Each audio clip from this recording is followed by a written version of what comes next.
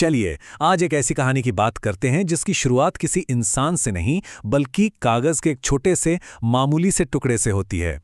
सोचिए 1 या 2 दिन नहीं, पूरे 15 दिनों तक एवरशाइन नगर में एक सफाई कर्मचारी को हर रोज सुबह हाथ से लिखी हुई ऐसी छोटी छोटी पर्चियां मिलती रहीं और उन सब पर एक ही दर्द भरा संदेश लिखा होता था। बस यही एक सवाल था, लेकिन इस एक सवाल ने पूरे शहर में एक ऐसी खोजबीन शुरू कर दी जिसने चोरी हो चुके सपनों और एक बच्ची की अविश्वसनीय हिम्मत की कहानी को दुनिया के सामने ला दिया। तो सवाल ये है कि आखिर ये गुहार किसकी थी? ये आवाज थी 8 साल की एक बच्ची की जिसका नाम था जामुन। वही ये चिट्ठियां लिख रही थी। इससे पहले कि उसकी दुनिया पूरी तरह से उलट-पुलट हो जाती, जामुन की जिंदगी में प्यार था, हंसी मजाक था और उसके माता-पिता का एक वादा था कि वो उसे जरूर पढ़ाएंगे। उसकी माँ अक्सर उससे यही कहती थी। ये शब्द हमेशा उसका हौसला बढ़ाते थे। लेकिन परिवार में एक बहुत ही दुखद घटना हुई और उसके पिता अकेले रह गए। बस यहीं से जामुन का भविष्य एक अंधेरे मोड़ पर आ खड़ा हुआ। और अक्सर ऐसे ही मजबूरी का फायदा उठाने के लिए शिकारी सामने आते हैं। जामुन की जिंदगी में भी एक ऐसा जोड़ा आया, नोबेल और लीना। देखने में ये एक बिल्कुल आदर्श परिवार लगते थे और इन्हें मिलवाने वाला भी कोई भरोसेमंद जानने वाला ही था। जरा यहाँ वादे और हकीकत के बीच का फर्क देखिए। उन्होंने जामुन के मजबूर पिता को उसकी बेटी के लिए एक सुनहरा भविष्य दिखाकर असल में उनकी उम्मीदों का ही सौदा कर लिया। उन्होंने खुद को ऐसे पेश किया जैसे वो कोई फरिश्ते हों, यहां तक कि पैसों की भी पेशकश की। लेकिन पिता ने ये कहकर मना कर दिया कि उनके लिए उनकी बेटी का भविष्य ही सब कुछ है। एक नई और बेहतर जिंदगी का वो सपना बहुत ही जल्द जबरदस्त मजदूरी और जुल्म के एक डरावने सच में बदल गया। ये टाइमलाइन देखिए, ये बताती है कि कैसे सिर्फ 1 साल के अंदर ही एक बच्ची का पूरा बचपन उससे छीन लिया गया। हर गुजरते महीने के साथ उम्मीद भी खत्म होती जा रही थी। और ये समझना जरूरी है कि ये कोई 1-2 बार की घटनाएं नहीं थीं। ये तो आतंक का एक स्थायी माहौल था, जहां किसी भी छोटी सी मासूम सी गलती का नतीजा गंभीर सजा होता था।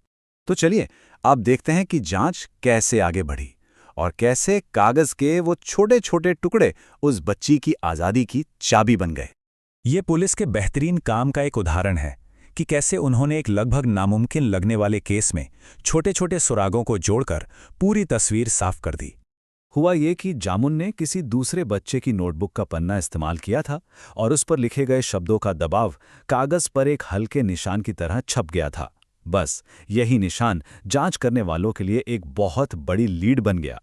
अब जब पुलिस उस घर पर पहुंची तो उनका सामना सच्चाई से नहीं बल्कि झूठ और धोखे के एक पूरे नाटक से हुआ। नोबेल और लीना ने खुद को बिल्कुल हैरान और बहुत प्यार करने वाले गार्जियन की तरह दिखाया।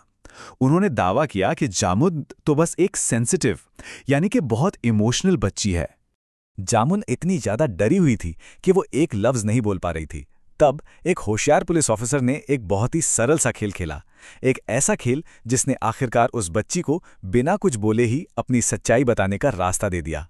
बस यही वो कबूलनामा था जिसकी पुलिस को जरूरत थी, जिसे एक छिपे हुए कैमरे में रिकॉर्ड कर लिया गया और इसी के आधार पर उस जोड़े को गिरफ्तार किया गया और जामुन को आजाद कराया गया।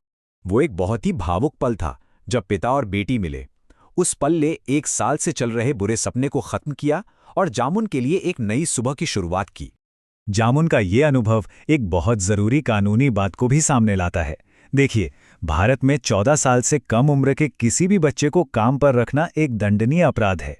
ये सिर्फ एक कानून नहीं है, ये हर बच्चे के बचपन, उसकी पढ़ाई और उसके सुरक्षित भविष्य की गारंटी है। जामुन के मामले में इसी कानून का खुलेआम उल्लंघन हो रहा था। जामुन की कहानी हमें इसी मौलिक अधिकार की एक कठोर याद दिलाती है, जिसका उल्लंघन अक्सर बंद दरवाजों के पीछे होता रहता है। जामुन की कहानी हमें सिखाती है कि कभी-कभी मदद की सबसे बड़ी पुकार बहुत धीमी आवाज में होती है, कागज के एक टुकड़े जितनी छोटी। सवाल बस ये है कि क्या हम अपने आसपास इन धीमी आवाजों को सुनने और समझने के लिए तैयार हैं?